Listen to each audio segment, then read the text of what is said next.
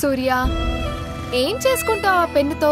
దీనికో 10,000 వచ్చినా బాగుంటుంది. ఆ పెన్ను అమ్మేస్తాను కదా, ఎప్పుడు తీసుకెళ్తావన్నా? నువ్వు మాత్రం ఆ ఊర్లో రోడ్డు మీద కనపడ్డ చెత్త చెదారం అంత ఏరుకొని అమ్మ మాకయ్యా. ఇక్కడ మనకు తెలిసినోడు ఒకడు ఉన్నాడు, ఆడికి అమ్మితే మంచి డబ్బులు ఎత్తాడు.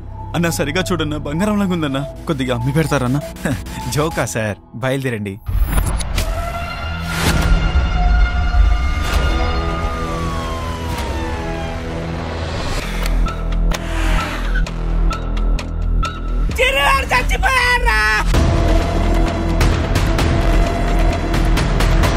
మొన్న చిరు, ఈరోజు మనోజ్, నెక్స్ట్ నువ్వేరా?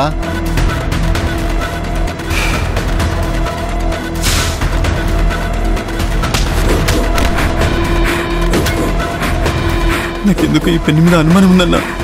ఆపు సూర్య, నటించకు. నువ్వు వేరు, వాడు వేరు. మన చుట్టూ ఏం జరుగుతుందో నాకేం అర్థం కావట్లేదు.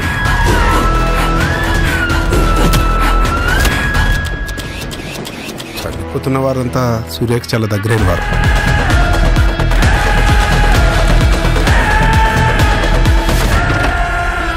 అసలు ఈ పెన్నుకి నాకు సంబంధం ఏంటి?